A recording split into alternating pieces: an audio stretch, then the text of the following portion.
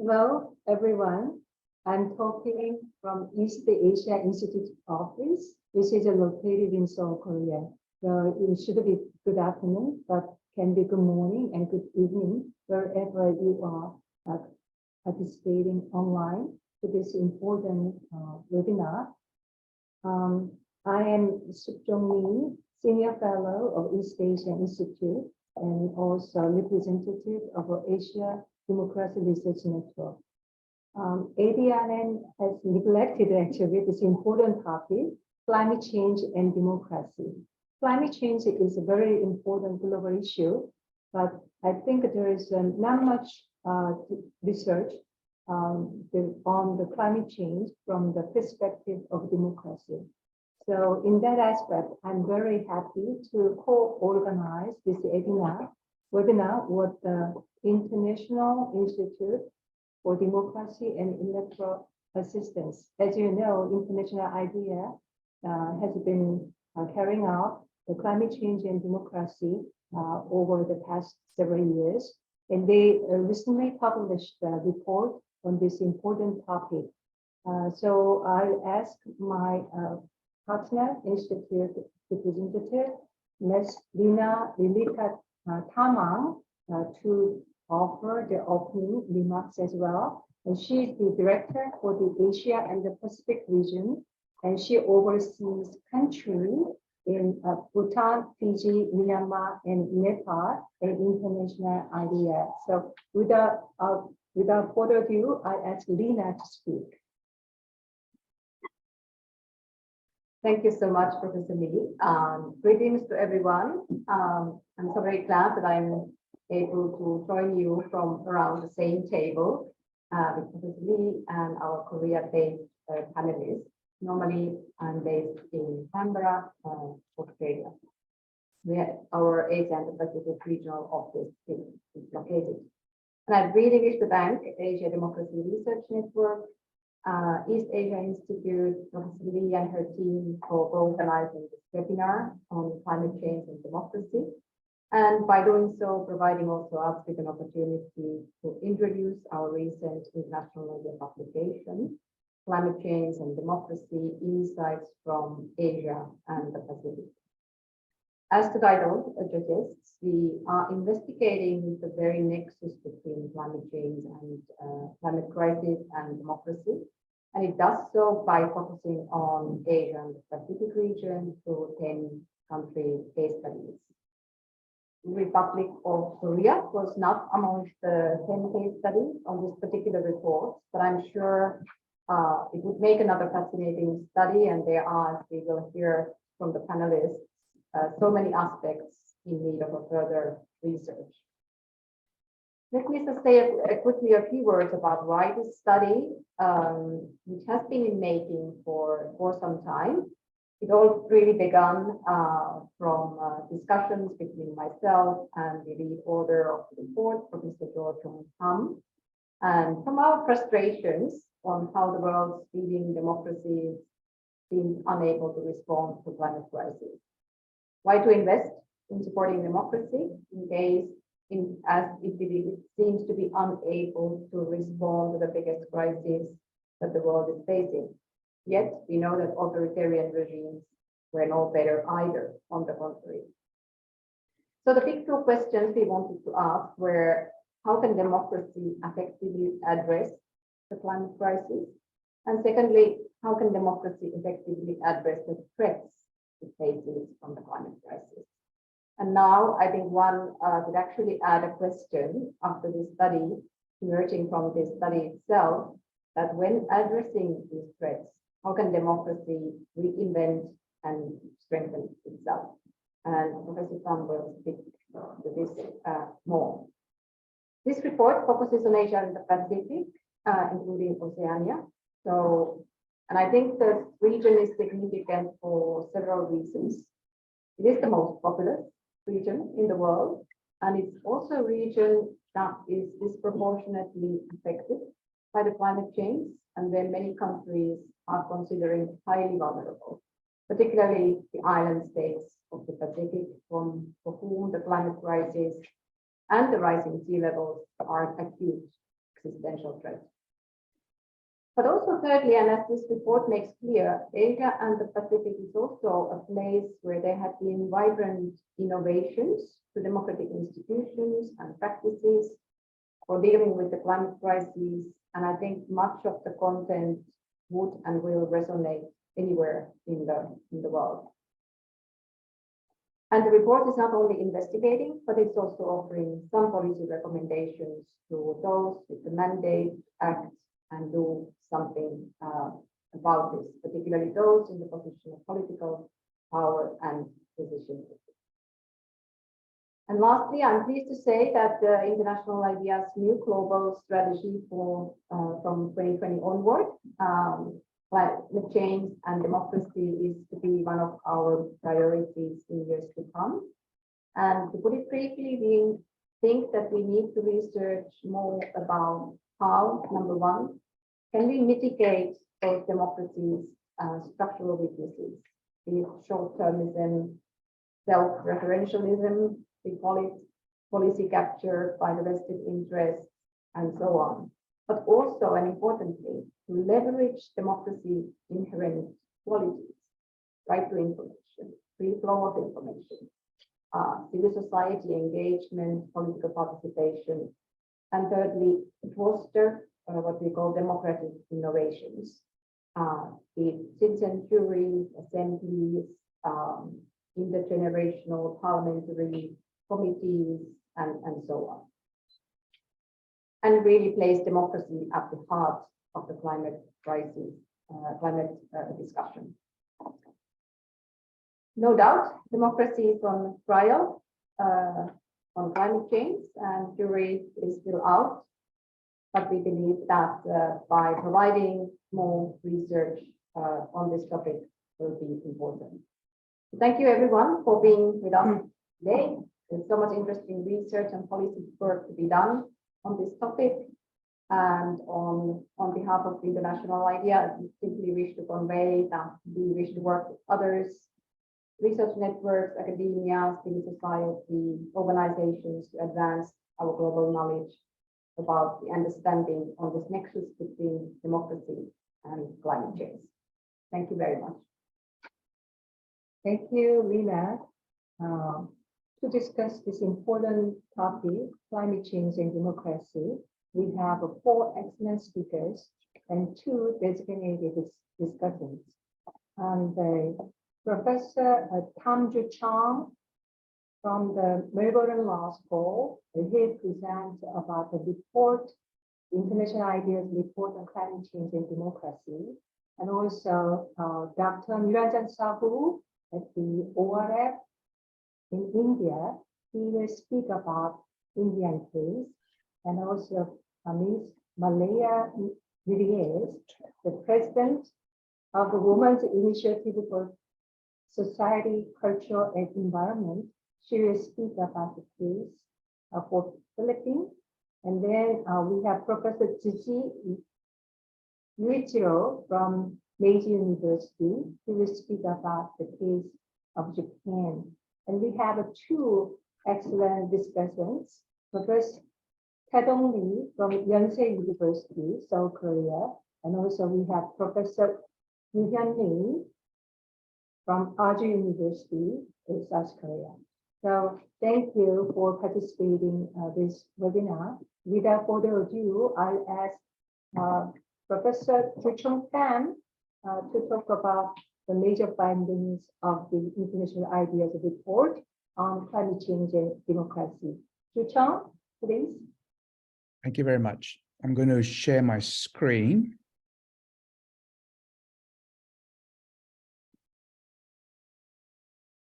Did that work? Could I get a thumbs up if that worked? Great, fantastic, excellent. Well, firstly, thank you so much to the Asia Democracy Network, East Asia Institute, International IDEA for organizing this really important forum. It is a tremendous privilege for myself to be able to present on this report and also to share the space with the various distinguished panelists and discussants. So when we think about the nexus between democracy and climate change that Lina alluded to, there are 2 major challenges. And the two major challenges in some ways run in opposite directions. The first one is probably most immediate, is whether democracy can effectively address the climate crisis. So United Nations Secretary General Antonio Guterres has warned climate crisis is an existential threat to humanity. And in the words of the Intergovernmental Panel on Climate Change, addressing the climate crisis will require rapid, far-reaching, and unprecedented transitions in all aspects of society. So the pertinent question is this: can democratic institutions and practices bring about the breadth, depth, and speed required of the climate crisis? Or is it, in the words of one commentator, democracy, the planet's biggest enemy? Now, the second question is whether democracy can survive the climate crisis. Is there a place for democracy in what David Wallace Wells has described as the uninhabitable Earth? Will it survive what Michael Mann has referred to as a dystopian future that alternates between Mad Max and Waterworld? So what we see clearly from these questions is that the climate crisis is at once a crisis for democracy. And in the words of Christiana Figueres, and she was the UN negotiator for the Paris Agreement and the Chief of Staff, Tom Rivett-Carnac, if democracy is to survive and thrive into the 21st century, climate change is one big test that it cannot fail. Now, when we approach the notion of a crisis, it is often the case that we focus on the danger, the extreme danger signified by the crisis. But a crisis, of course, is a turning point, a moment of truth, one of extreme danger, but also one of significant opportunity. So when we think about the climate crisis as a crisis for democracy, there is clearly extreme danger, but there also is profound opportunity. And it's really holding the Janus face aspects of the climate crisis that really explains the driving rationale for this major report on climate change and democracy, with a focus on the Asia and the Pacific. Now, Lena has already explained why we're focused on the Asia Pacific regions, the many compelling reasons. And the focus that we took was concretely implemented by 10 case studies. And you see the case studies set out there. And essentially, they were chosen by reference to the diversity in terms of level of climate vulnerability, diversity in terms of their climate change performance, their geographical positions, and the quality of the democratic performance.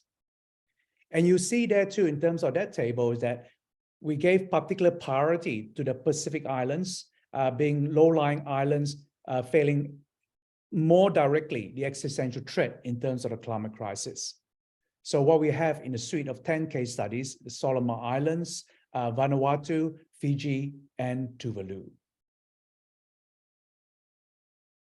And these were the questions asked of the expert case study writers in terms of the 10 countries. And it really framed around the two challenges that are posited at the beginning of this presentation. So whether democracy can effectively address the climate crisis, and secondly, whether it can effectively meet the threats it faces from the climate crisis. Now, what is essential to emphasize here is that it's not simply about cataloging or analyzing the difficulties or the challenges faced by democracy, but as Lena emphasized, is also thinking about ways in which democracy can be innovated or deepened to effectively address the climate crisis, as well as to effectively meet the threats it faces from the climate crisis. Now, these were the broad questions that case study writers were asked to address. And within these broad questions, they were asked to basically pay attention to particular circumstances. Particular circumstances in terms of democratic debilitation. So what I mean here are basically circumstances that hinder effective climate action. And there are circumstances that said to actually stem from the workings of democratic systems. So one powerful set of criticisms is to say that democracies are unable to deal with a challenge like climate change, which has very long time frames, because democratic decision-making based on periodic elections is congenitally short-term in its outlook. Yeah. So you're basically having decisions made in the time space of 2 or 3 years or 4 years longer based on people's sentiments at that particular point. Now, another set of criticisms about democracies is that there are blockages between what we see as conventional democracies, where there's policy capture, as Lena referred to, particularly capture by vested interests, particularly fossil fuel interests. So David Attenborough has said, for example, that the most formidable obstacle to a clean energy future is in fact vested interests. Self-referring decision-making. Now, this is a cumbersome phrase, but it's an important concept to understand. And simply what it means is that when decision-making occurs in democracies, they're often by reference to very narrow sectional interests. Yeah. So at its worst, we think about the culture of individualism or connected to the capture of vested interests. But even more broadly, when we think about the elections are of course decided by the voters. Yeah. Then voters are only a part of the present generation. And of course, by definition, don't include the future generation. Now, all these three circumstances of democratic debilitation are also connected to the fourth, which is weak multilateralism. And we see evidence of this every single year in the lead up to the Congress of Parties, where there's inadequate global ambition in terms of both mitigation and adaptation.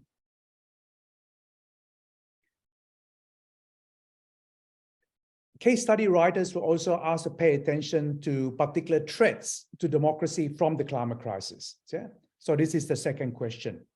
And you see here, this what I try to draw out in the introductory chapter was the cascading risks of the climate crisis. So you have risks to the natural systems that then connect and result in risks to the human systems, and then risks to democracies as a subset of that. And in terms of that right-hand column, risk to democracies, there are 3 I's. So insecurity, yeah, particularly food insecurity, inequality. We know, of course, that the impact of climate disruptions doesn't fall evenly, and it falls particularly those are more vulnerable. And instability, yeah, we talk conflicts, wars, forced migration. And alongside those 3 I's are also to attend to threats that might be categorized under the term democratic backsliding. And what we're referring to here is basically when the state increasingly relies upon authoritarian measures. And the last important circumstance here is to pay attention to the threats to the conduct of free and fair elections. Now, as Lena emphasized, and this goes to the heart of the report, it is about understanding the extreme danger the climate crisis poses to democracy. So the circumstances of democratic debilitation, the threats to democracy from the climate crisis, but also seizing the extreme and profound opportunity the climate crisis poses to deepen and innovate democracy. And here, case study writers were asked to understand whether there were movement on 4 fronts which are connected, or 4 interconnected pillars. The first is a democratic planning state. So here is really meant to be a counter to the criticism of short-termism that some have laid against democracy, and to say that the state can in fact plan for the future, but plan for the future in a democratic way. The second, an ethos of solidarity. And here this is meant to be a counter to the self-referring mechanisms that are said to stem from tendencies in democracies. And here we're thinking about a broad inclusive mindset that in a way is geometrical in its understanding, geometrical in both time and space. So that solidarity extends not just intragenerationally, but of course is intergenerational, and also perhaps most challenging is solidarity between humanity and nature. Invigorated multilateralism, I think that's self-evident in terms of dealing with a global problem which requires coordinated action like climate change.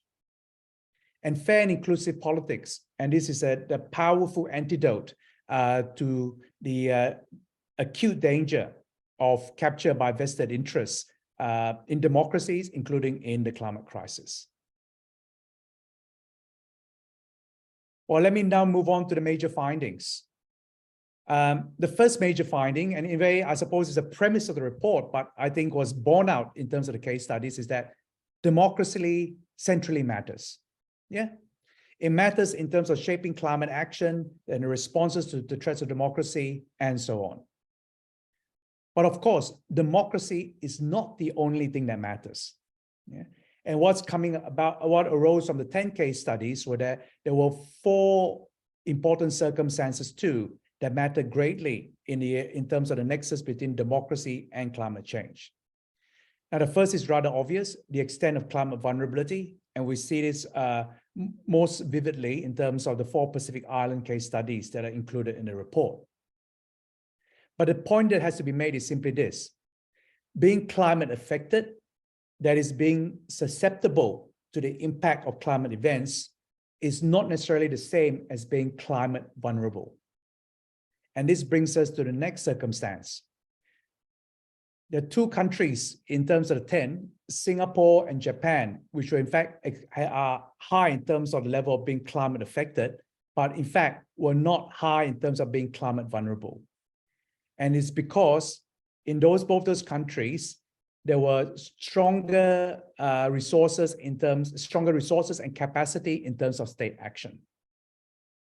Now, moving on to the third factor, dependence on international funding. And I'll come to this short later in terms of the detailed findings. But this was actually an important finding in terms of what shaped the climate action and the responses to threats from the climate crisis.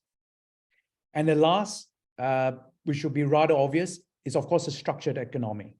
In particular, the significance of climate vulnerable industries, such as agriculture in Bhutan, and of course fossil fuel industries, as in my country of Australia.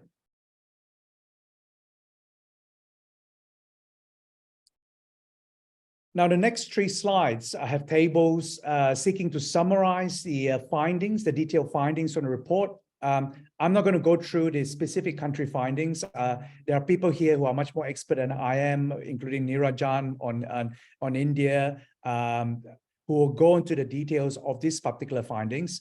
What I'm going to sort of do here is sort of categorize them and give you a flavor, if you like, of what's to come. So in terms of democratic debilitation, what was clearly established from the case studies and the various case studies is the damaging role of commercial interests, particularly fossil fuel industries. And this occurs through particular industry influence, but also occurs more generally in terms of a very strong politics business nexus in government. So for example, in Singapore and Japan. Now, short-termism was also a manifest circumstance in terms of democratic debilitation, but not in the way that critics have it. It's actually highly connected to the damaging role of commercial interests. When commercial interests succeed in policy capture, what they then succeed is having the public interest equated with their immediate commercial interests. And short-termism also was manifest in various ways in terms of highly localized politics, but also certain absences. Now, what was actually quite uniform across all the various case studies was an absence of concerted efforts towards a just transition. And perhaps that was actually fueled by the absences in legal frameworks in some of the case study countries in terms of dedicated climate legislation and constitutional provisions. Now, another circumstance of democratic debilitations was top-down climate action. And this was a risk and reality in all the countries and was particularly apparent in Fiji and Singapore. And in all the countries too, there was weak multilateralism, but manifested itself in different ways. In some of the countries, it was about inadequate climate action. In other countries, like Fiji, the Solomon Islands, and Vanuatu, there was actually strong climate ambition, but inadequate implementation of the ambition. Now, I should actually single out Bhutan as an outlier to this, because Bhutan, as many of you will know, is the first country in the world to become carbon negative. Now, threats to democracy. Now, again, all the countries experience instability from extreme weather events. And as we, of course, apprehended, this had particular impact in terms of the Pacific Islands. Food insecurity was experienced in all too. Climate migration, not in all countries, but particularly apparent in Bhutan and India. There were threats to the state, of course, from this instability, insecurity, and climate migration. And the threats were particularly potent where the states were fragile, such as in Fiji, Solomon Islands, Tuvalu, and Vanuatu. But not just threats to the state, but threats from the state. And here we connect back to the previous slide in terms of top-down climate action. And the case study that perhaps most vividly brought this to the fore was Fiji, where the military is centrally involved in managing environmental crisis, including climate change. Now, the threats to democracy too, in terms of its impacts on electoral politics. Now, an argument I put at the concluding chapter was that I think it's inevitable that the climate crisis will rise to the top of the political agenda, including in countries where it seems somewhat submerged. And the reason why it's inevitable is simply because of the extreme weather events. Yeah. When you have floods, you have droughts, or you have bushfires, like as in Australia, it's inevitable that politics would have to deal with these disasters, and that the government's role would actually increase to deal with these emergencies. Now, we have warnings here, both in terms of India and Japan, that whether this might not be a very progressive development, that in fact might be a recipe for populism and polarization. Now, the last row in terms of this slide is a paradox. There's a necessity in terms of international action to deal with climate change as a global problem, but we see too that international action can have distortionary effects. So the Fiji case study argued that strong international climate action, in fact, legitimized undemocratic domestic practices. And an important finding in this case study, not one that I expected at the beginning, was the dependence on international funding in a number of countries. Fiji, Indonesia, Solomon Islands, Vanuatu also distorted democracy and the nature of climate action. Democratic innovation. And here we do, as Lena pointed out, we have a rich menu of vibrant innovations. So we see in a number of important countries that even when at a national level, there was delay and inadequate climate action, that was picked up in terms of strong subnational action. In all the countries, you have elements of a planning state, but important to say this, far less evidence of a democratic planning state. Yeah. And even when it comes to the planning state, there are major caveats to make to that finding, particularly the lack of the concerted efforts towards a just transition. You have countries showing examples of longer timeframes in government decision-making, some of them through express constitutional provisions, other through constitutional norms, such as Vanuatu in Fiji and Whenua in Tuvalu. You have also examples of advancing the geometrical solidarity ethos that I mentioned early on, reflected in those constitutional provisions and norms, but also in terms of cooperation between governments and society, the international arena, and also among civil society organizations. Important innovations here in terms of Bhutan's Gross National Happiness Index that seeks to go beyond the GDP as indicator of societal progress. Fair, inclusive politics, strong efforts in Australia to deal with money in politics. In various countries, greater calls for involvement by youth and women. And clearly, we saw too, efforts to invigorate multilateralism, with the Pacific Islands standing out in terms of global and regional leadership. And also the innovative use of international legal action by Vanuatu seeking advisory opinion from the International Court of Justice in terms of reparations. In Australia, in terms of Torres Strait 8, lodging a complaint to the UN Human Rights Council.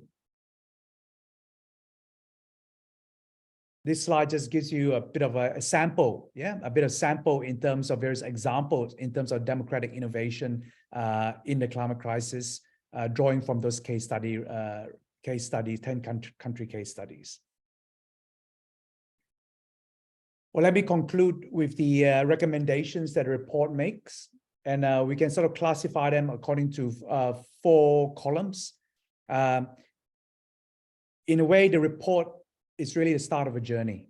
It seeks to tackle what is really a very central connection or nexus between democracy and climate change, but in the context where, in fact, that nexus has been somewhat neglected and where research is limited.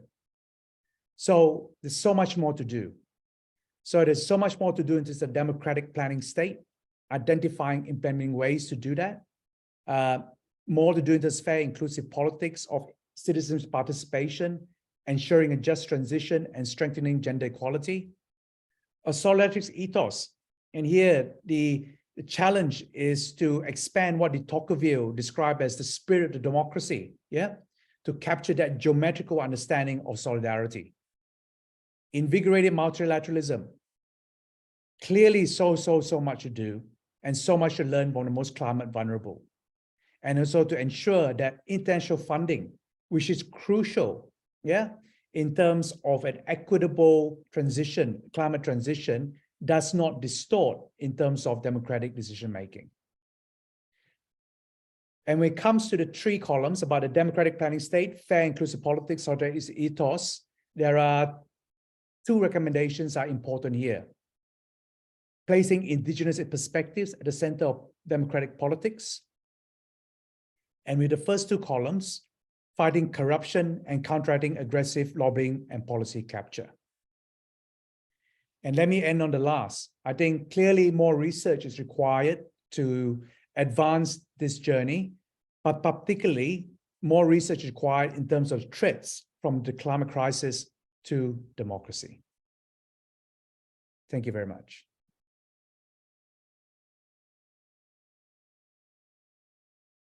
For comparing 10 country cases, I think if I put just your finding into one sentence, the democratic governance and democratic innovations are most important for climate actions to a threat to democracy. Thank you very much. So I think this is a good point to hear the country cases. So let me invite Niranjan Sahu about the Indian case.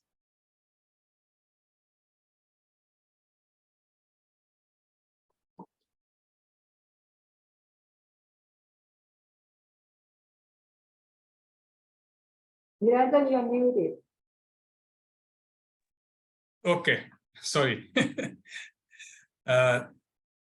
Thanks so much, Professor Lee, for hosting this event. I mean, it was a few months back, actually, we discussed, and with all your enthusiasm and energy, we meditate success and to kickstart this day. And I'm also happy that International IDEA has joined, and this is such an important topic to cover.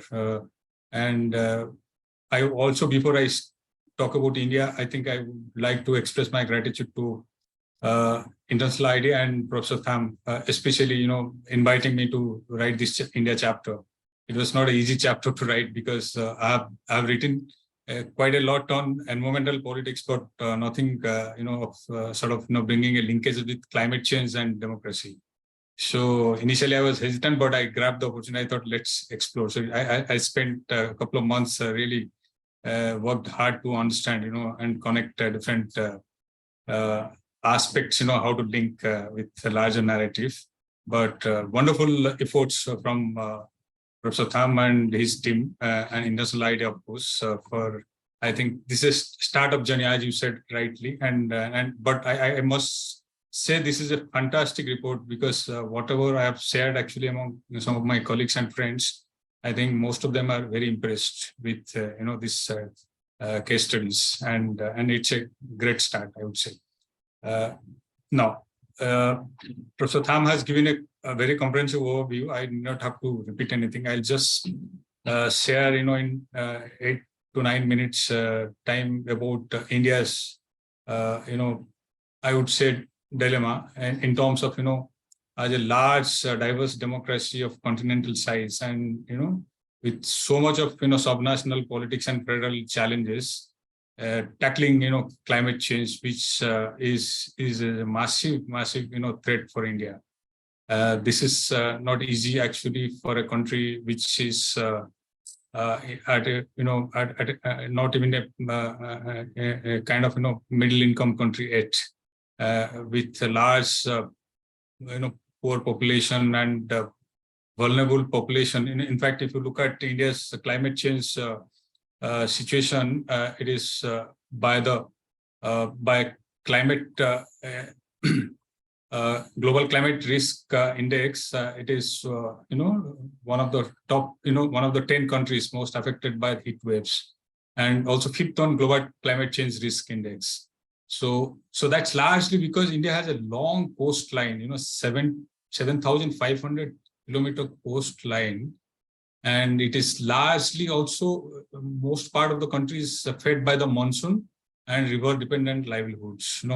So that actually makes very vulnerable to heat waves and flooding, which is happening increasingly at a very rapid pace in last couple of decades.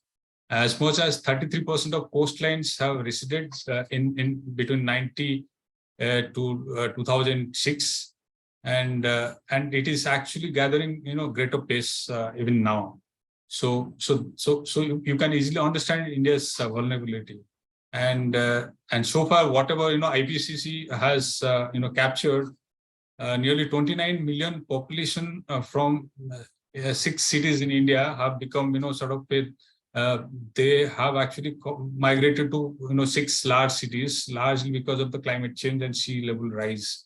So we have also serious issues of climate refugees. Millions of people just come and put themselves in the cities and with no kind of economic and other support to sustain. So the vagaries of climate change is massive. And in terms of how India's laws and constitutional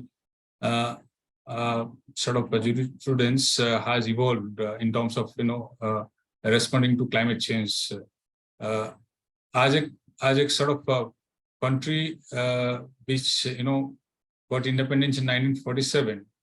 During the time of constitutional formation in 1950s, India didn't have any kind of of course, climate change was not an issue then. It had actually number of laws related to environmental protections, but nothing of sort in any way manner can remote with climate change. But over the years, as India faced environmental challenges largely because of the pollution and environmental degradation, air pollution, and several other issues like deforestations, it enacted number of laws. Wildlife protection in 1972. In fact, 1972, India's Prime Minister, Mrs. Indira Gandhi, at the UN, made that famous statement that the real, devil is actually the poverty. It is not really anything else. It is the poverty. It's the poor standard of life which actually makes environment protection a difficult challenge, because people will be forced to take all kind of measures to survive. So she called for UN to sort of take up this challenge, and she as a prime minister also brought number of laws, including environmental, air pollution, water pollution, Forest Conservation Act. In the 80s, we saw actually India doing number of initiatives to protect environment. But overall, we still do not have a kind of constitutional provision that directly addresses the issues of climate change even now. So that's one major shortcoming. In terms of response of different stakeholders, starting from the federal government to the subnational government and then the local governments, how things have actually evolved in terms of climate threats. At the federal level, India is not a kind of classical federal country. It's a federal country, but it's not a classical federal country like United States or Canada or Germany. It is largely a quasi-federal, country in which the federal government, the central government, calls the shot on most of the, policies, including micro-level policies, are actually in many ways drafted, by the central governments. So India's Minister of Environment and Forest and Climate Change is the main, national body which provides kind of leadership on, and also it brings a kind of collaborative approach on both subnational as well as local government and different other statutory agencies. So most of the actions actually starts from the federal level. So it's one way you can say that it's just kind of centralized, top-heavy kind of, response to climate change, which in fact requires much more localized, actions.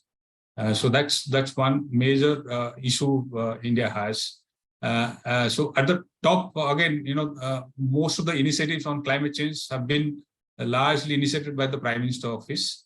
So Prime Minister Office has a Prime Minister Council on Climate Change since 2007, when Dr. Manmohan Singh was the Prime Minister. He initiated. In fact, he set up a special envoy on climate change. So in a sense, this also signifies that the federal government has recognized the challenges of climate change and initiated and created kind of institutional structure to navigate this complex challenge. And Prime Minister Modi, since 2014, after taking premiership, has been quite active and very proactive in terms of at the multilateral level, at the UN, at the if you look at even Paris Agreement, he has been at the forefront and he has initiated numerous initiatives, including that global initiative on solar which calls for almost more than 100 countries have joined Solar Alliance, and then recently United States also joined that. So she has initiated a number of sort of initiatives at the subnational, the provincial level, where the real actions lies. We have seen almost 30 to 40 initiatives at the state level, and this has been largely done, in a manner that each state has a very specific, kind of climate threats, like states like Odisha, which is come from the eastern coast of Bay of Bengal, where I belong to.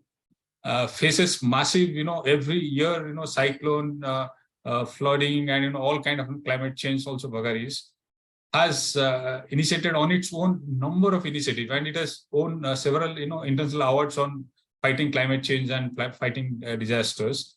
So number of states governments have initiated, some of them like Cities for Forest, solarization, and number of states have now very aggressively embracing, electric vehicle policies, phasing out, old vehicles, and some of those steps have been taken. And at the city levels also, a lot of initiative been, initiated by the urban ministries as well as, the local bodies themselves. The mayors of many cities are at the forefront of, initiating many, kind of, especially the renewable energy missions, those.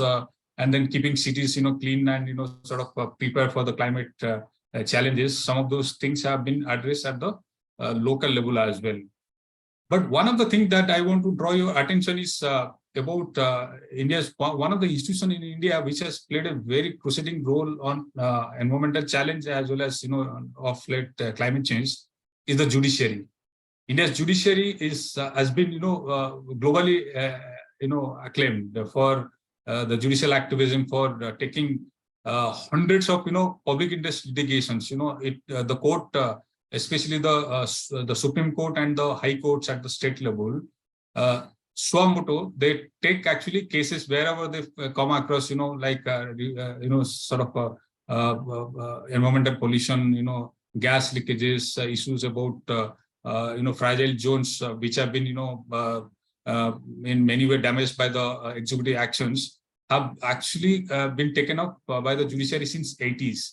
And it has actually delivered many path-breaking legislations, especially on polluter pay principles. It's largely borrowed from the US experience, but it made mandatory for the industries that if they are actually polluting and doing any kind of damage to the environment, they have to pay, and whoever is affected needs to be compensated. So that actually institutionalized a lot of activities on environmental protection, and that this has been largely extended to the climate change as well.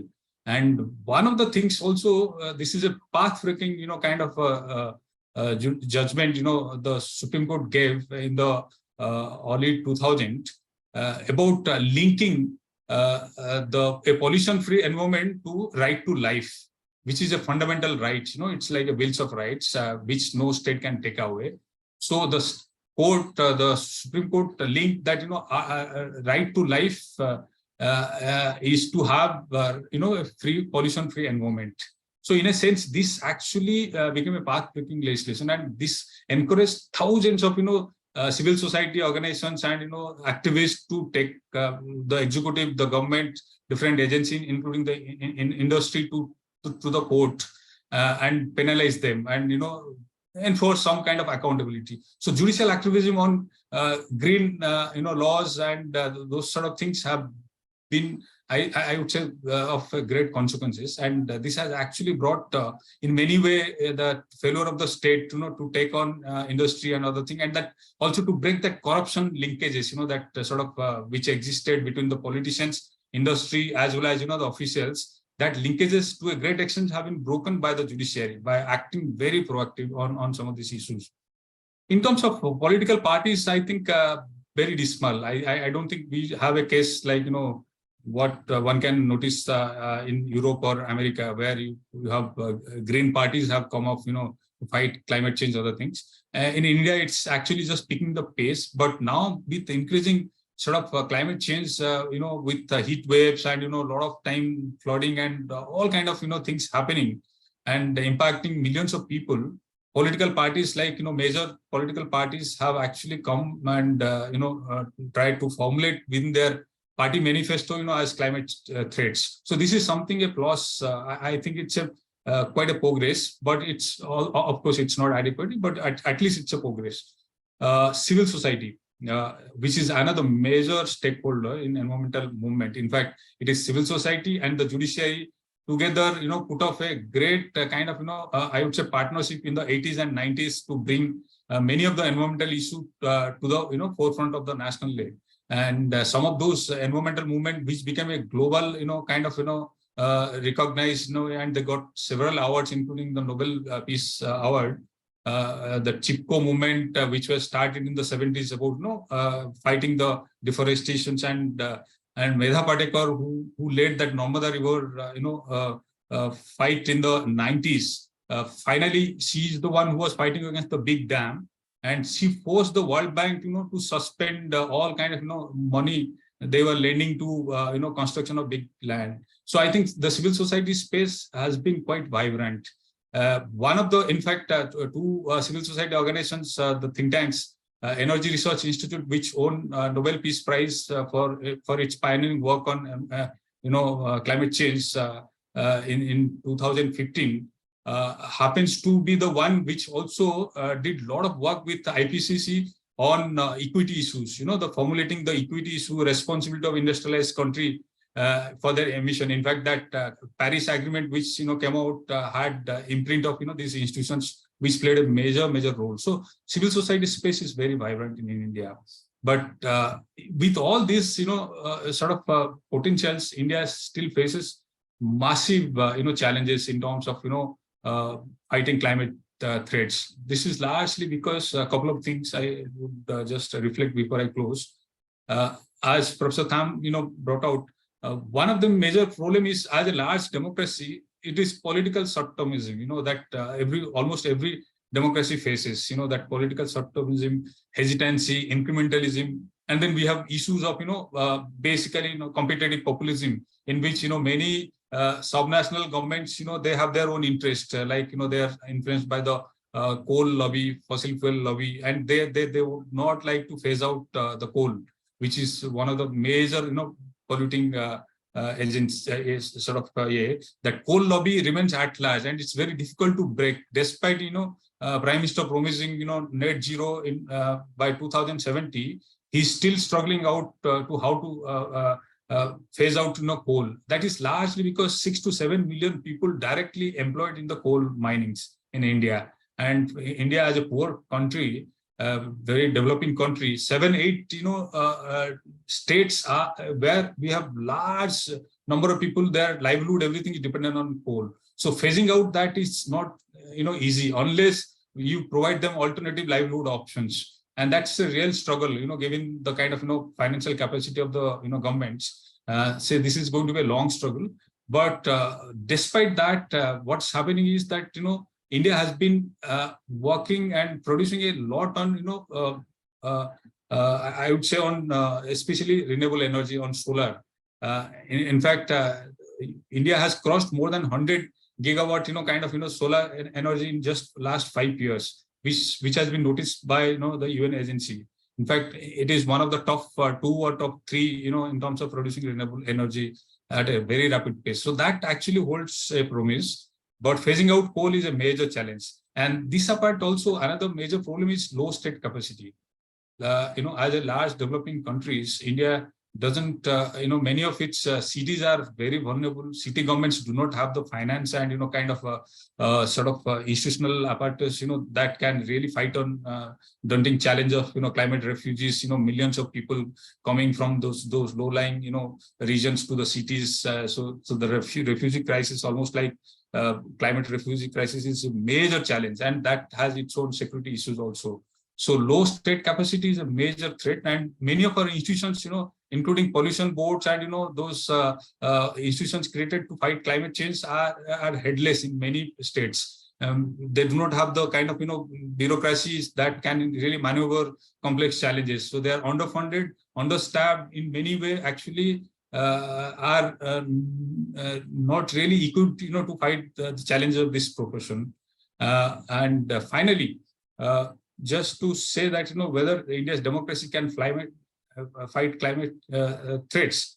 As I said earlier, it has the capacity, and parliamentary discussion of late has taken, a lot of, aspects of climate change. There have been rousing debates among the government as well as opposition on climate change related issues. There have been broad policy formulations happening at the national level, at the state level, and renewable energy has taken a, like a storm, and India has promised, 500 gigawatt kind of renewable energy by 2030, which is, I think, possible, the pace in which, things are working. It's also working at the multilateral level, with number of, countries, whether it's Japan, US, UK, many of these countries, and India has, created that solar alliance, which is taking a very positive traction. So I think there are hopes actually, but given, I would still say that given weak state capacity and still climate change has not actually become a kind of, we don't have a kind of overarching law on climate change. And then we still have that, coal lobby, which is still at large, very strong. It is going to be a Herculean task, and it's not going to be that easy to meet net zero kind of target that India has set for itself, unless there is a dramatic change in its, approach of the federal government as well as the state government, and of course the civil society. Thank you. Thank you very much, Niranjan. I'm sure most of Indian population still want to develop, and they're concerned about the growth rather than, the environmental issues. We'll discuss more later. And our second speaker is President Maria Villiers about the Philippine case. Please. Okay, good afternoon, everyone. Allow me to have my screen shared. Okay.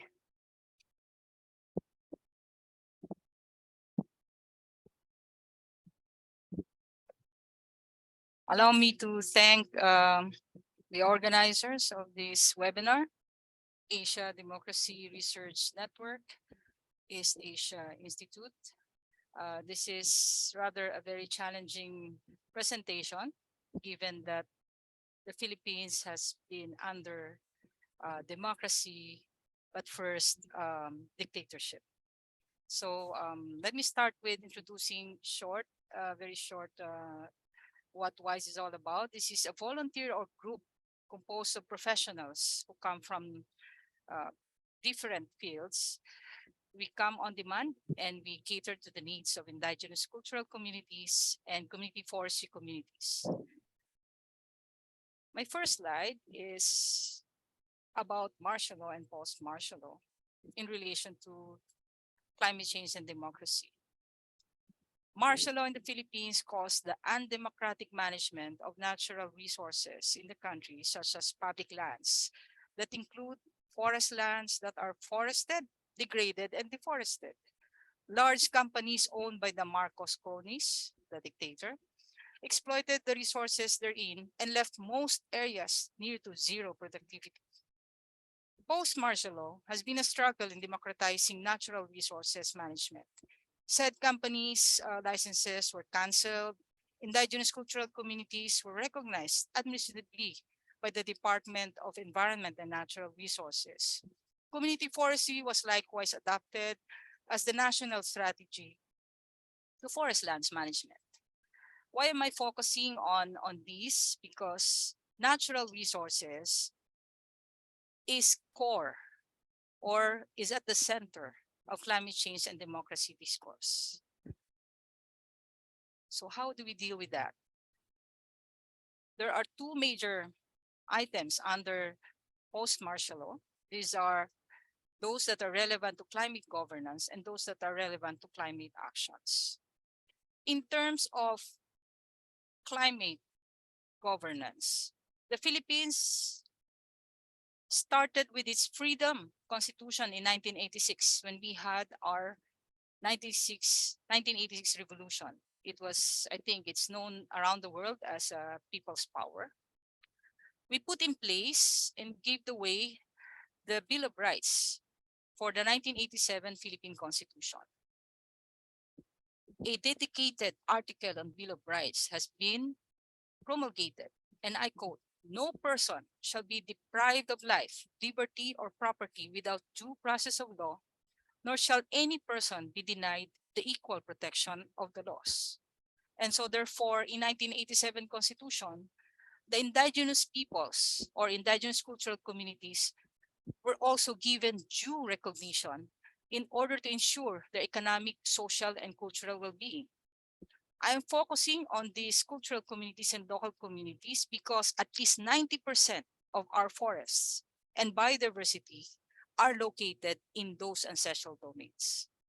In terms of national machineries or national institutional structures, as early as 1991, a few years after the revolution, the government has created the Interagency Committee on Climate Change. This is chaired by the Department of Environment and Natural Resources and supported by science-based institutions, and definitely was conceived to be participatory because the NGOs were considered as support groups to provide technical assistance.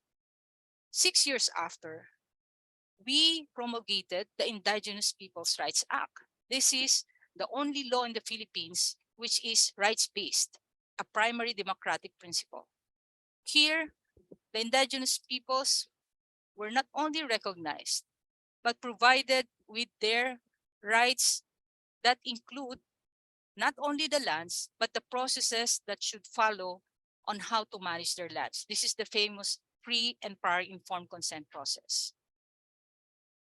10 years after, the Climate Change Office was transformed into another group, which is called the Task Force on Climate Change. So as you can see, the Philippine government, while it's developing into a more democratic institution, has been working on how to effectively manage climate in terms of its structure and in terms of its peoples. And therefore, in 2009, it finally put into law those machineries. So the Climate Change Act on 2009 created the Climate Change Commission. This is directly under the Office of the President. In fact, it bears the Office of the President seal in all its documents. So therefore, this is not just an office, but definitely a very powerful one. And along with that, the government created a social contract with the people. such that in its cabinet cluster, it actually dedicated a separate group that takes charge of climate change, adaptation, and mitigation. And so we can say, oh, the Philippine government must have been very busy attending to the structures and policies to be in place for climate change and its peoples. And to footnote, most of the studies made reference to the UN bodies and the IPCC.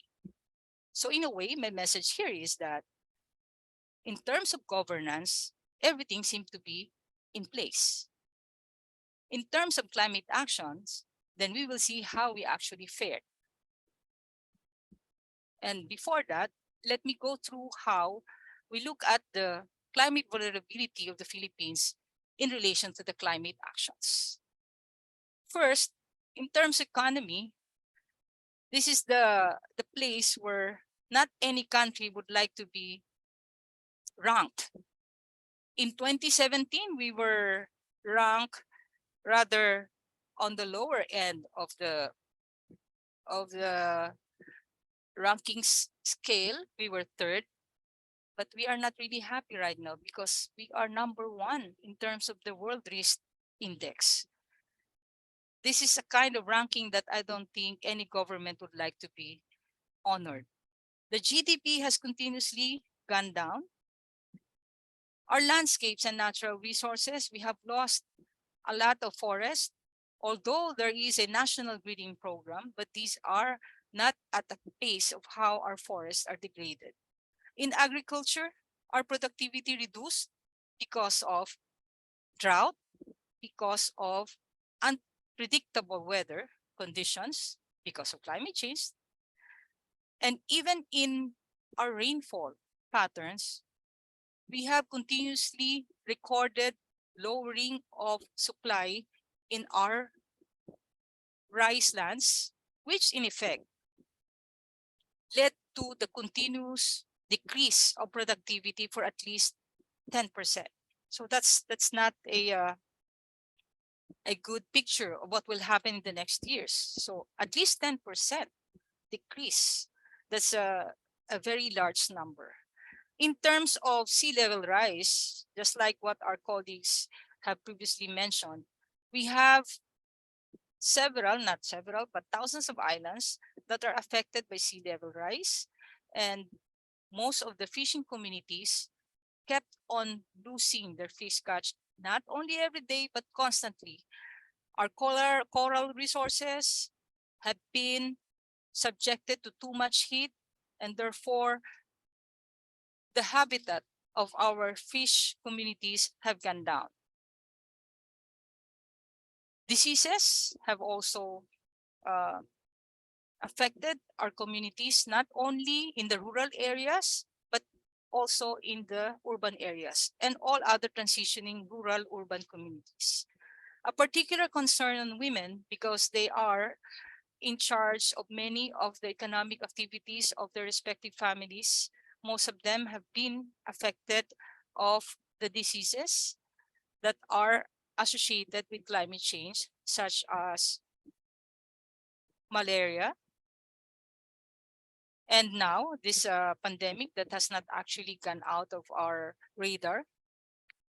So in terms of climate vulnerability, aside from the security issues that we are getting right now in terms of our water sovereignty, these are the items that fall into the climate vulnerability index, which, as I've said, we are ranked number one as the world's at-risk country. So governance on climate, I mentioned the climate actions. The machinery at the Office of the President is also in the same office as the National Commission on Indigenous Peoples. The National Commission on Indigenous Peoples is the implementing arm of the Office of the President to ensure that the Indigenous Peoples' Rights Act is implemented. The Indigenous Peoples' Rights Act with the Indigenous peoples, as I've said, they have at least 90% of our forest and biodiversity. Therefore, it's very critical that the National Commission on Indigenous Peoples and the Climate Change Office are working together along with other agencies. And those other agencies are under the management of the Department of Environment and Natural Resources. So the Department of Environment and Natural Resources, it has the forestry, the biodiversity, the environment, the research and lands bureaus. And ironically, the same department has the mining bureau as well. So you see how ironic the kind of management of DNR in terms of how they would now address climate change. One bureau on extractive industry and other bureaus on conservation and restoration of natural resources. The climate actions at the international level, probably some of you has seen how the Philippine delegation works at the national level. We are very, very active in terms of looking at safeguards, in terms of looking at the effective and meaningful participation of indigenous and local communities, women and other vulnerable groups. We also belong to the group of island countries that emphasize the risk and the assistance that we need in terms of climate change actions. At the national level, the legal frame conditions would start with what we term as participatory way of planning. So the national framework strategy for climate change was crafted in a way that both government, non-government, and communities were consulted. And in fact, participated in drafting some of the sections. The Philippine National Red Plus strategy was also crafted in the same manner, but more in-depth because there were actual workshops done in the field with the communities themselves. The rest of the laws that came after, like the People's Survival Fund, were also subjected to the same process, a very democratic process, as we say. Now we will see how this will figure out in the field. Because right now, the vulnerability assessments that have been conducted in various areas of the Philippines are basically funded by international assistance. So a challenge would be, how would the participatory process be funded if the government will not provide the necessary funds to enable people to participate? So what's happening on the ground? The question of where democracy seemed disappointing. I have 3 sub-cases here for the Philippines. In Palawan, this is the big island in Luzon. We look at this area as our last frontier because the forest there is almost similar to the previous forest that we have in the 1900s. Brooks Point Municipality, they have the Palauan Indigenous Cultural Community Ancestral Domain, but there is a mining company that's operating right now, Ipilan Mining Corporation, without the free and prior informed consent of the community. So is this a democracy in working? Is it a democratic way of managing lands? Second, in Sierra Madre, this is another frontier in the north. You have the Dumagat Remontado Ancestral Domain, another indigenous cultural community. But the government is implementing a dam project that is not yet compliant to the environmental compliance certificate that has 21 conditions and several restrictions before the company involved here should start operating, but they are already in operations. And the third, but not the least, the small island in Boracay, which probably the world knows better than the rest of us, houses the Aticultural community. An investment company wants to build a hotel on the very land or domain of the indigenous peoples. They have been challenging this in the Supreme Court and they won, but still the government is allowing such claims over their land. So is this really a democracy? Is there really a democracy in the Philippines? You have laid down the rules, you have laid down the laws, but what's happening on the ground is disappointing. Ironically, where authoritarianism seemed an option, it's an option really. I don't know, but in some areas, fast actions along the lines of authority have actually provided livelihood and enterprises for communities. Clear orders for authorities to take actions on the ground, especially in securing community members, have been happening as well. Funds have been released and plans have been approved in a very speedy manner. Is that the kind of democracy that we want so that climate actions on the ground can actually happen? Not necessarily. I don't want to be misconstrued in promoting authoritarianism, but what I'm saying is for democracy to work for climate, there has to be concrete set of actions that will focus on the vulnerabilities of the country, like what I have enumerated a while ago. It is not enough to have the structures. It is not enough to have the laws. It is more important to make those rules and laws work by having the communities actually on board. When we say actually on board, make sure that they are provided with the enabling actions like as simple as transportation to go where the meetings are, allowing them to travel along with their groups that are connected with their culture. You don't ask the communities from indigenous cultural groups to come by representation of 1 or 2 persons only. That is not part of their culture. So that's one critical, concrete example of how to make them be part of any of the processes under a democratic process. In terms of authoritarianism, yes, I admit that they might be or they may be fast, but still democracies are better in fighting disasters out of climate change implications. Why? Because I've said democracy allows more public participation and accountability. So people can ask for due diligence. Democracies can foster innovation and cooperation. We're allowed to propose. We're allowed to diverse from usual actions and develop new ways of making things. We are allowed to respect others, not allowed, but in fact, we should be respecting human rights, and the Indigenous Peoples' Rights Act is an example of how we can do this. A particular environment and climate program is in the law. So we have several laws aside from the Climate Change Act. For authoritarianism, it's a challenge because now it's a continuous struggle for climate justice in a democracy. How do you now expect local communities and indigenous cultural communities fight for their rights under a democracy, but the processes are seemingly run by authoritarianism? So this is a challenge. There is seemingly a presence of authoritarianism in a democratic society like the Philippines.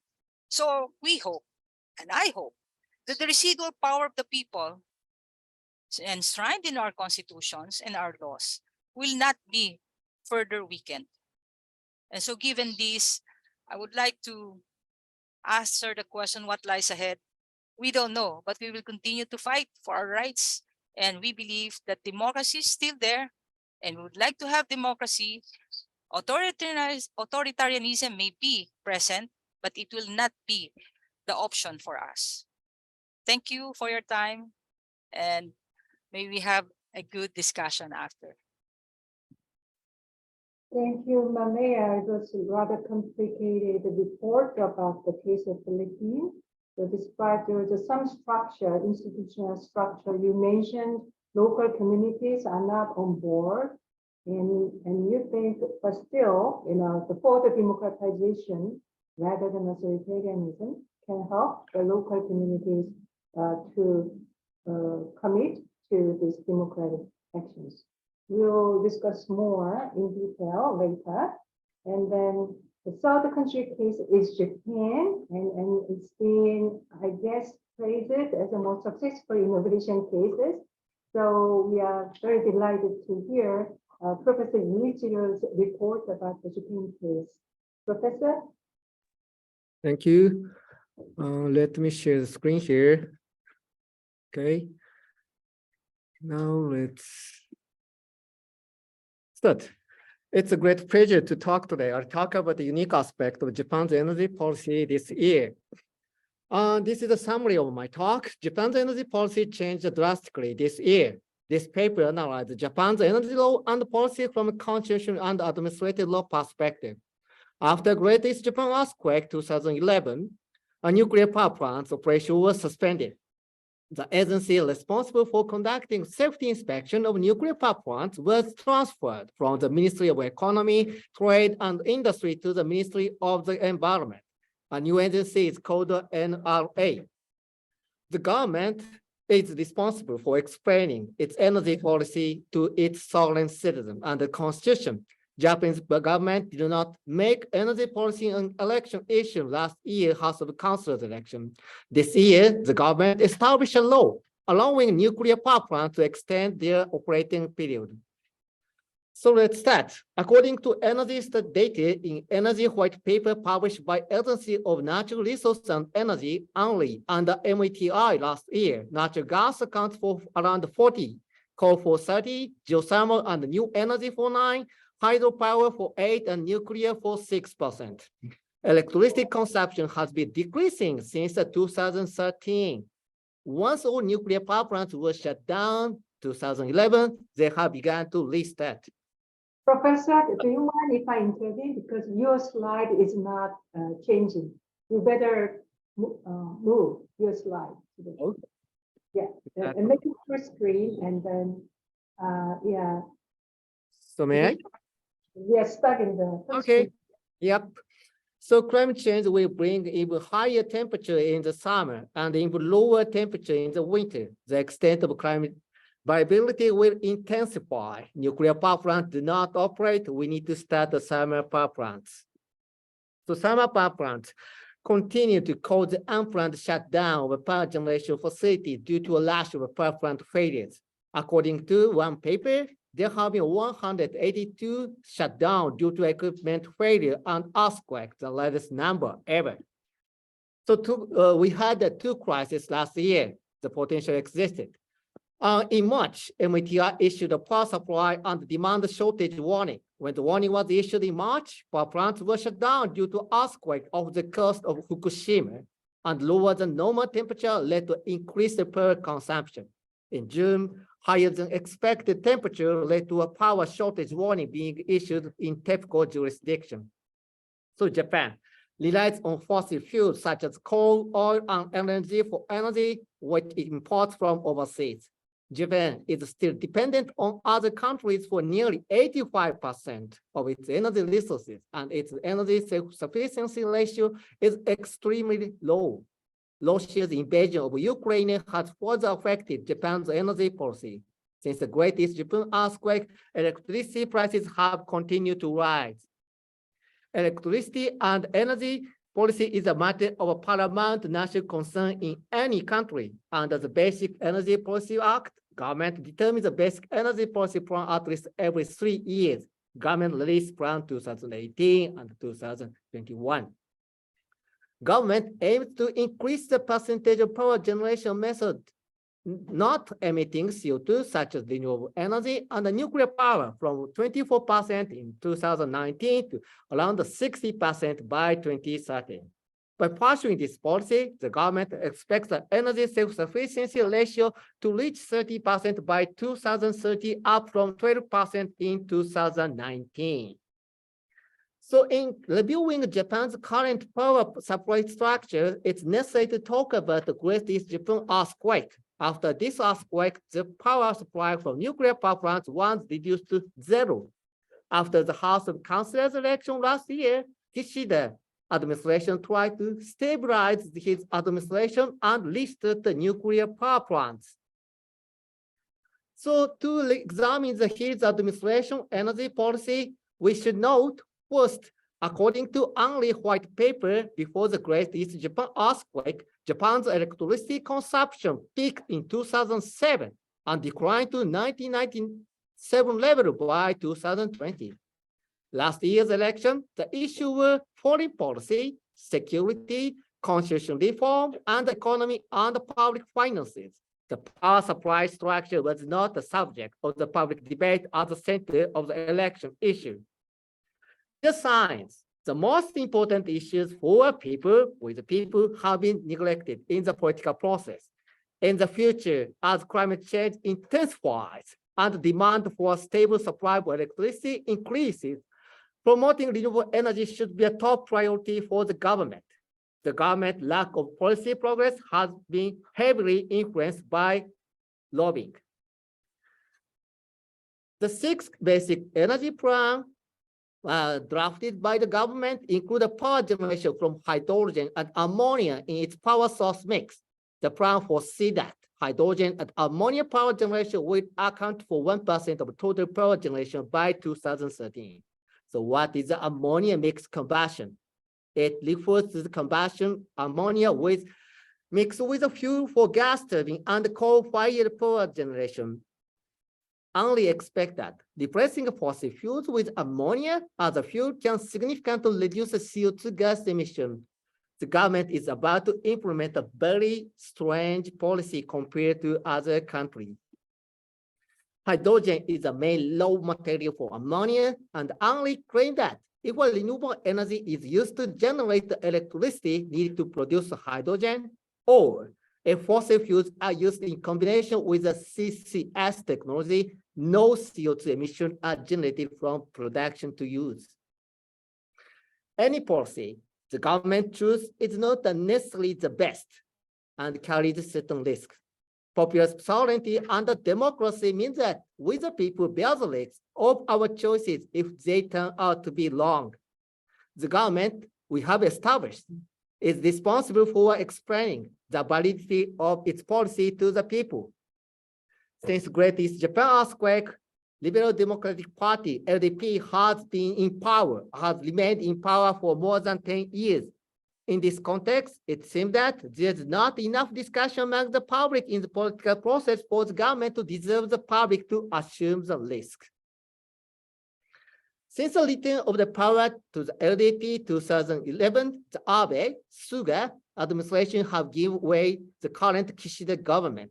However, LDP has been reluctant to accountable for policies that directly affecting our daily lives, and it has not yet reached the point where the entire nation is involved in deliberative discussions. So let's see that the governmental structure, the cabinet, coordinated ministries. Before the earthquake, administrative body responsible for examining nuclear energy, economic use, and safety was same under the MITI. This led to the concession of safety before economic efficiency. So the GX Decarbonized Power Act was passed by the House of Councillors on May this year. This law bundled together 5 proposed amendments to the Basic Act on Nuclear Energy, Nuclear Resource Regulation Act, and Electricity Business Act, and Reprocessing Act, and the Renewable Energy Special Measure Act. The government has established an operating period for nuclear power plants of 40 years in principle, with a maximum of 60 years. When maintaining this framework, the exclusion of shutdown period due to a safety inspection, court ordered injunction, and other reasons enforceable by operator will effectively allow an operation for more than 60 years. The provision on operation period will be removed from the Nuclear Reactor Regulation Act and transferred to the Electricity Business Act under the jurisdiction of MITI. The system under which the government annually conducts safety inspection will be maintained. We still have, but will be extended if MITI determine that it contributes to decarbonization and a stable power supply. So to evaluate Japan's energy policy, we need to see outside the government. Keidanren. It is comprised of 1,500 of Japan's leading corporations, 107 national organizations in major industries such as manufacturing and services, and 47 regional business organizations. It has significant influence on political process. It supports the policies maintaining summer power plants. If lobbying interest group behind the political process put the economy first, representative in our parliament would ensure development of economy. But if the interest group supports the policy, economic development depend on renewable energy, the government would promote the renewable energy. So let's see that accountability of the government. In parliamentary politics, government explains its basic national policy to the Diet, and Diet members, parliament, who represent the people, ask a question in response. Each faction in the party has the opportunity to ask a question in response to the prime minister or minister's government explanation. Representative questions are often asked by party leaders and representatives of each party, as well as leading lawmakers at the Secretary General level, and are broadcast live on TV along with the government speeches. So question time for the House of Representatives and the House of Councillors. We have two houses. Is allocated in order of the number of the members belonging to each party. So ruling party has a longer time. So opposition party under constitution and democracy should play an important role in holding the government accountable. However, opposition parties also sometimes do not fully pursue the government explanation of the list of energy policies. The Diet members belong to their respective committees, and the committee deliberate on their given field before the bills are delivered to the Diet. We have a parliamentary system. On matter of interest to many people, parliamentary committees and the ministries hold a public hearing to hear voice from the interested parties and those with expertise in particular field. In Japan, electricity prices are set by electricity providers who apply to the MTI for fare increase, which is then approved by MTI. And this MTI hold a public hearing to obtain voice from ordinary people and ask the advisory board of experts for their views. So public hearing and advisory council in hand of MTI. So this is my conclusion. To review the Japan's energy policy, one must focus on Great East Japan aspects first, and repeat the long-term rule after the disaster, and the continued use of summer power generation in the basic energy plan. By making Japan's energy policy a matter of public concern, and by holding the government accountable for its energy policy, the sovereign public can accept the risk posed by future choices. The long-term perspective was not the election issue last year's House of Councillors election. This research is funded by Nomura Foundation. Thank you.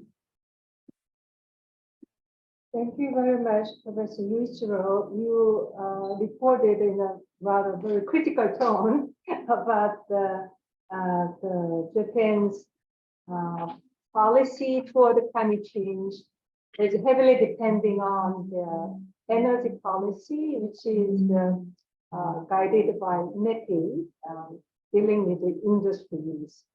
And also you pointed out the democratic governance of Japan is not good because of this long rule of the LDP, and then they are not that well tuned to the public demand to respond to climate change. I think we have two excellent designated discussants, and they are, of course, very knowledgeable about the Korean case. Since we don't have a speaker on Korean case, I asked Professor Lee Tae-dong and Lee Yu-hyun, when he comment back to 4 presentations, they can also add some Korean cases. Let me invite Professor Lee Tae-dong first. Thank you for having me here to listen to valuable presentation. My name is Tae-dong Lee. I teach environment and energy politics at Yonsei University. The question for the discussion is actually from Professor Tam. Can democracy effectively address climate crisis? The effectiveness is about the goal attainment, which means whether and to what extent we can achieve mitigation, net zero, and also adaptation. In order to have more discussion, I'd like to list out some of the challenges we may face the climate change action in democracy. First, it's about the policy inconsistency. What does it mean? As Professor Tom mentioned, that short-termism is problematic because we have long-term climate impact. However, our election system just have a 5-year term, 4-year term. That's it. And if the government leaders, the political leader, president and prime minister change, you can see that the dramatic change many times for the climate change policies and also the energy policy. So one of my research is looking at the energy policy swing in South Korea. Is that first we emphasize on the nuclear energy, then nuclear energy shrinking and post-nuclear, then the expansion of renewable energy, then again nuclear energy emphasis. So this policy inconsistency in democracy may be the problematic to have a consistent climate and energy policy. Second one is about the corruption and the capture by interest group. And Dr. Munez also mentioned about this. Democracy has a value to listen to their constituencies. However, they're also vulnerable from this capture by special interest groups. And as all Meta Olson's logic of collective action, have high stake and small number of people have likely to have more collective action. So general public has large number and small state, hard to get a collective action. So in democracies tend to have influenced by the organized high stake and small number of people and economic interest. So it's really hard to avoid that kind of capture in some cases, and in some developing countries, you can see that corruption. That's the thing that we need to tackle to climate change and in the democracy.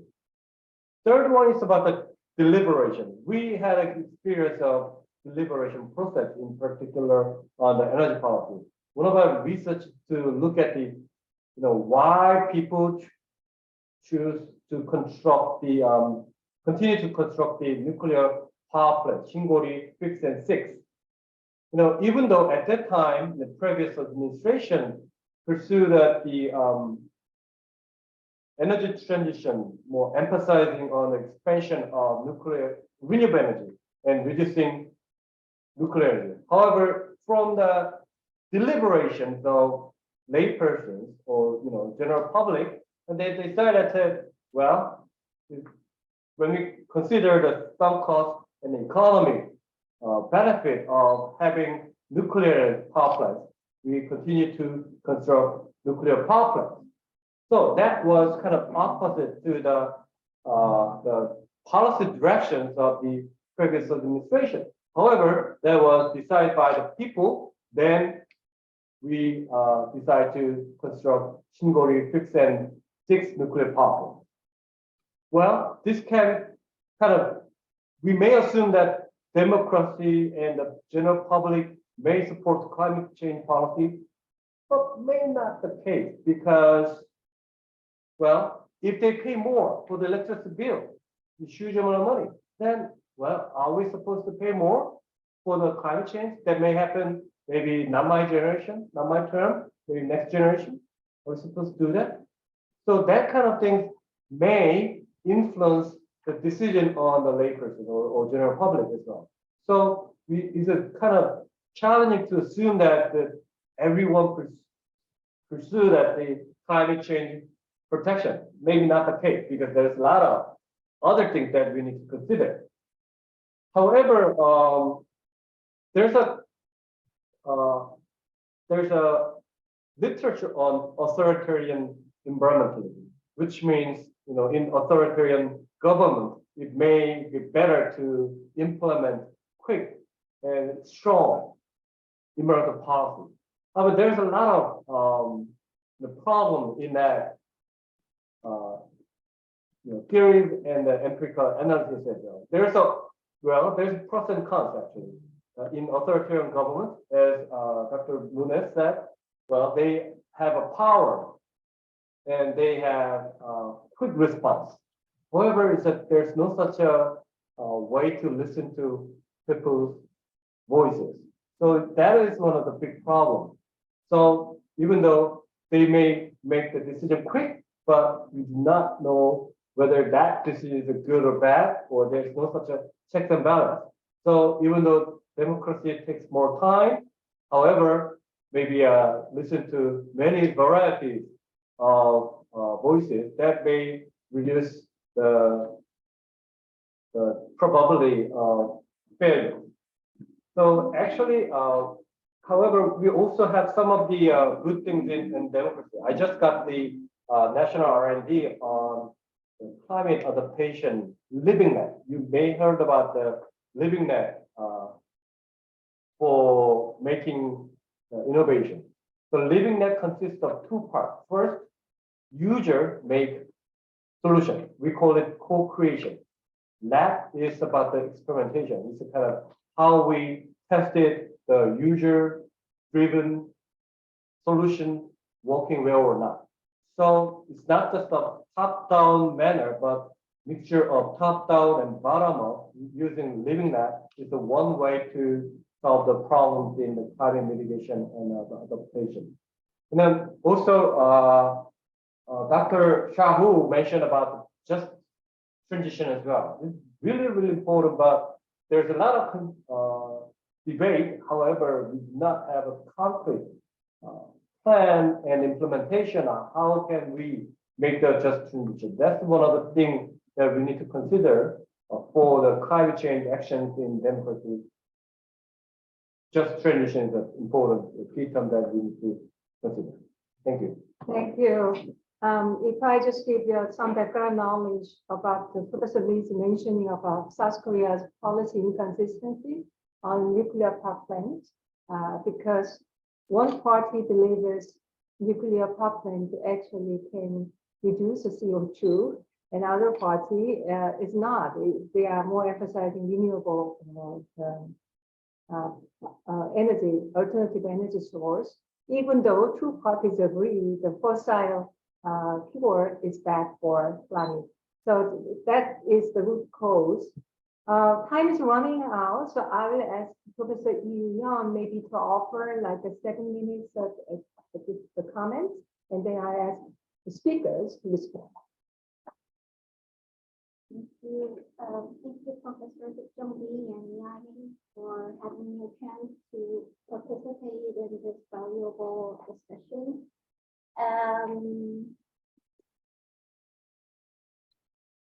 I'm not an expert in political science. I normally teach public administration or administrative law in my college. But I do believe that all regimes have some flaws and limitations. So, of course, democracy has what you know. It has limitations. And I do believe that evidence-based policy making can be some kind of complementary tool or complementary instrument for this.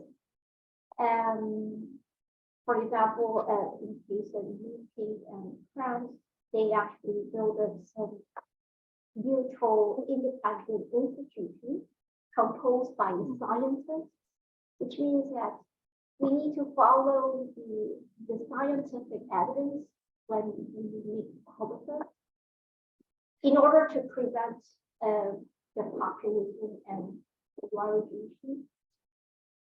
And I think only scientific evidence can really directly cause direction and not the populism. So I think we need to discuss a lot more about the scientific evidence-based policy which is not a actually, which is not an issue in this presentation. I believe that there are further issues we need to discuss this more. And during the Philippine cases, like I think good leadership cannot be the synonym for authoritarian leadership. I think maybe authoritarian leadership may offer some appearances fast and effective implementation, of course, but I think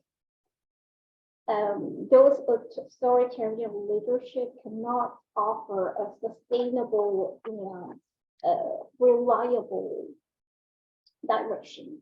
So maybe what we need is a good leadership, not the authoritarian leadership. And I do believe that the leadership can facilitate the citizens to take part in decision making. So I think the right role of the good leader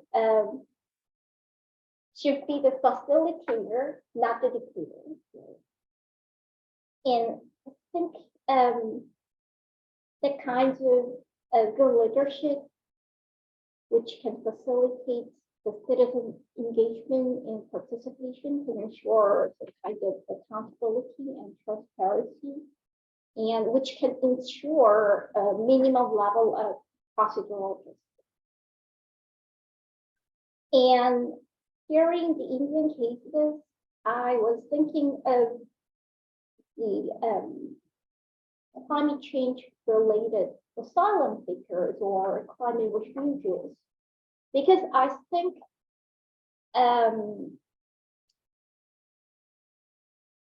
this can be the common task for all Asian countries, and maybe this can be the real topic that we need to collaborate and cooperate to deal with the climate refugees issues. I think a Korean institution or Korean legal framework was set up is in a good level. Comparatively, we legalized the carbon neutrality by 2050 by the basic law, and we have institutions too, but we are actually lack of thinking of the climate refugees issue. I don't think Korea is ready for welcoming and accepting climate refugees from other Asian countries. And I think this can be the real topic that we will need to discuss as a further issue. Thank you. Thank you very much, Professor Lee. Actually, I lost the speaker from Japan because he has class, so he had to leave. I guess actually from the International Ideas report, Japan case is mainly about the climate change itself, rather than energy and the nuclear spillover of 2011. So I think that's why we have a contrasting assessment. But I think I will ask maybe 4 minutes of rebuttal or your further elaboration from each three speakers. So Professor Chu-Chung Pan, you first. Yeah, thank you so much. You know, what wonderful presentations and discussions. I think I'll respond to the comments made by the Professors Lee, and I think which connects to the talk by Malia in terms of authoritarianism. I didn't touch upon in my presentation, but in the first chapter, there's analysis, an argument basically about the flawed preference for authoritarian responses. And the reason why the preference is flawed is at two levels. One, empirically. So I think the report basically charts down how democracies generally perform better in terms of environmental regulation and also climate action. But I think what that's more fundamentally at a theoretical level, and really Robert Dow, basically debunked the argument made for authoritarianism. It basically hails back to Plato. And he's basically said that the argument is based on an argument for expert rule. And the problem with the argument for expert rule is twofold. One is that it's about abuse of power. So while we might think that experts are going to govern in the common interest, there is no proper safeguard in terms of abuse and corruption. But the other problem is about knowledge, because expert rule presumes that we're dealing with just a technical problem. Yeah. Whereas the climate crisis, of course, is has technical aspects, scientific aspects, but it's a moral, ethical problem that is complex intergenerationally, intergenerationally, and of course with nature. So to present this as a, the Pope Francis talked about this, I think we succumb to this technocratic paradigm, right? We think that it's about engineering problems, but this is not an engineering problem. This is far more complex and far more challenging. Now, having said that, and the first chapter goes into this, that really, even if democracies win against authoritarianism, they don't necessarily win in the climate crisis. So the message should be sent out here is that democracy as currently practiced, and it goes to comments by Professor Lee about short-termism, about corruption, and about, whether deliberation leads to effective climate action. The short answer I'll give is simply this: democracies as currently practiced is not sufficient to the challenge. And that's why we need to deepen and we need to innovate in terms of democracy. Thank you very much. And let me turn to second speaker, Niranjan Sahu. Niranjan, you have mentioned the competitive populism as one of the problems in India. Can this climate change agenda be part of popular topic so both camps can compete in your country? Thanks, Dr. Lee. I think that competitive populism is at the bottom of, in fact, India's major challenge, in terms of dealing with this crisis, especially, from moving from the non-renewable to renewable, the pollutant coal and, oil, gas, those sort of fossil fuel to non-fossil fuel, that transition has been largely a challenge, despite, Prime Minister Modi's effort, of garnering support on non-renewable. This has been largely because, number one, as I said earlier, India is a deeply federal country. Despite, quasi kind of, institutional architecture, India has moved to become a very, very deeply federal country over the last few decades. So subnational governments assert and, take decisions on their own.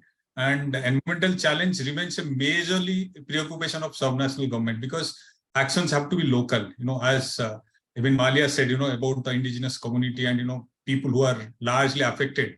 By and large, they are major interfaces with the subnational governments, with the local governments. And that's where the action has to be local. And there, breaking that sort of link between, that most cheaply available, source of energy like coal in India, and then, livelihood of millions, which has been there for several decades, breaking is not going to be that easy, despite India producing renewable energy at a, much faster pace. That's largely because there is a strong, one, livelihood issues. Unless you provide people alternative livelihood, they are stuck there. They won't actually, allow any government to touch, coal and stop that. Second, there is a huge business lobby also, that industries, you have thousands of industries which depend on, those coal. Their entire things actually run for several decades. So they won't allow, because they are the one who are the biggest funder of, political donation, to the political parties and key politicians. They get their, major funding, political donation from this lobby. Industry lobby. So that's very difficult to break. Almost we have seen in the United States and Europe also how that lobby during President Trump's, period, how they actually came back and ultimately America had to snap, from Paris Agreement or the thing. So I'm saying, so one, very difficult to break. But third thing is that because climate change its impacts becoming severe, and millions of people are affected almost every day because of heat waves and kind of flooding and climate events, which are actually taking tolls on most of the people at the coastal and in the dry land areas. So there is an increasing civil society pressure, and which is also happening on the political party. So I think democratic forces are also acting to take note of that, and there are a lot of changes happening from the bottom rather than the federal government. Federal government is doing its bit, but I think it's more on promising, more on it's sort of a hyperbole at the international level, because it has to play a good ambassador role. So that way it's happening, but a lot of actions are happening at the bottom. And finally, I just want to jump something on this authoritarian and democratic debate, which is very difficult to address. But I'll just give one example between India and China on renewable energy and some of these issues. See, China is far bigger economy than India, although population wise both countries are almost the same way, and India is not a small country. So I think there is one thing that is happening. If you look at in terms of production of renewable energy, India's with all weak state capacity and constant of resources has producing more renewable energy actually in the last few years than the China. And then second thing, if you look at it actually in terms of action, authoritarian country can take swift actions, bring more sort of actionable lay. But what China is doing actually for the last couple of years, in fact, China's role on meeting many of those targets are very suspect, and it is not actually transparent in any way. So if you bring actually democracy authoritarian debate, I think democracies are far away. They might be slow, but at least they're transparent, and they bring a lot of those issues to the table, which actually takes traction at the subnational level, and that is actually ultimately which is required in a complex subject like climate change, what Professor Tham said. Okay, thank you, Nirajan. So, Maria, please. Yeah, I'd like to focus on how we actually look at the disappointments and the hopes of how things are figuring out on the ground. But I'd like to pick up what's happening with big countries that are supposedly funding major programs or projects in countries like us in terms of climate change and in terms of other construction projects. So I mentioned about the new Centennial Water Source Kaliwat Dam project here in the Philippines, which is basically an official development assistance with the China Bank, the China Export-Import Bank is funding, and a contractor is a Chinese company. Here, a very basic process of democracy, which is the free and prior informed consent, has been put on a high risk, such that if this project will continue without actually following the conditions of the environmental compliance certificate, where the FPIC is a requirement, then it goes without saying that democracy is not in the works, because it's basically being put under the rug because the project is being pushed without following the rules that have been set by democracy. That's why I'm saying it seems like authoritarianism is being implemented in the democratic society.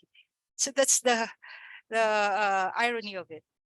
But looking at the other projects that are happening in other countries, like the coal and the energy project mentioned by colleagues in India and in Japan, I may also say that we also have similar situations here. So is democracy a better way of doing things? Yes, I still say so. But as mentioned by Professor Tham, it's how it is being done in a manner that it provides, windows for actual implementation of democracy. Winning climate change is not necessarily a twinning thing with democracy.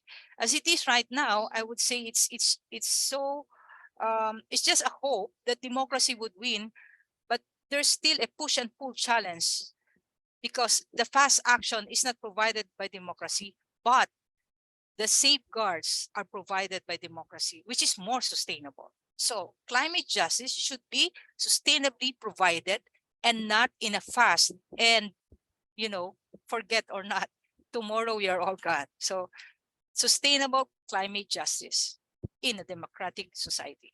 Thank you. Thank you, Malaya. Sustainable climate justice is a good word.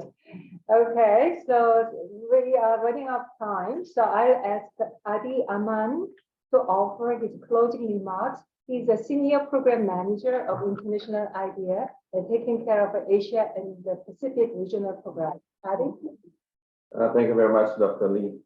I have 3 points to make, and I believe some of them have been, or even all of them have been mentioned, which means that I'll be providing them as emphasis. The first is the importance of solidaristic ethos. Many climate change activists in the Pacific, where the region which we know is most impacted by the climate crisis, are already working on anticipating for the crisis on the ground, but less advocacies have been done on policy making. However, much is left to be desired in terms of cross-border cooperation. Civil society activists tend to work in their own countries without much cross-pollination with others internationally. There is not yet a united international front in the Asian and Pacific region. Yes, the Pacific is most vulnerable towards the adverse effects of climate change, but archipelagic countries of Asia, as we all know, such as Indonesia, Philippines, Japan, and the Maldives, are on the same boat. So let's work together. Secondly, politics might get in the way, and this has been mentioned a number of times. The long-term nature of the crisis, long emergency, as Wiseman mentioned in the report, makes the problem less obvious. And this doesn't fit with short-sighted politicians found in many countries who only see as far as the end of the electoral cycle. Climate activists and civil society alike then need to realize that the fossil fuel business lobby will do its best to take advantage of short-sighted politics to stall or delay climate-friendly policies. It is up to civil society to turn the tide around. Within a healthy democratic system, such anti-climate politics business alliance will need to be addressed through democratic means, such as elections and broad citizen action. The poorer the democratic health of a nation, the harder it is, unfortunately, for those citizen climate advocates to succeed. This is a stark reminder of how the level of democracy is directly proportional to climate activism. Those short-sighted politicians, however, may turn around if there is a short-term goal, electoral goal in the form of votes. So the public can voice and make sure that they vote for politicians who are supporting climate action. And my third and last point, it's certainly not the least point, is the role of the military. The report mentions about this. So I would like to emphasize, having lived through a military regime in my own country of Indonesia, and our host, South Korea, also has its experience, I can't stress enough the need for democratic world to stay away from militarization of policies and politics. This includes retired generals. They are not the only capable individuals in the country. As the report contends, the climate crisis is not a war. Military action and restrictions on civil liberties are not the way. In a democracy, the military takes a back seat. So I'd like to thank again all the panelists, Dr. Tam, Dr. Saho, Ms. Nunez, and Dr. Ichiro earlier, and also those who are in the room, the two Dr. Lees, and also ADRN and East Asia Institute for the partnership. And we are very grateful for this event, and hopefully it's useful for those who are attending right now, but also the recording will be available online, and that will be useful forever, I suppose. So thank you very much, and have a good day, a good night, or a good morning, wherever you are. Thank you. Thank you very much. Bye. Thank you, everyone. Thank you. Thank you. Till next. Yeah, I'm next done. Next. Thank you so much.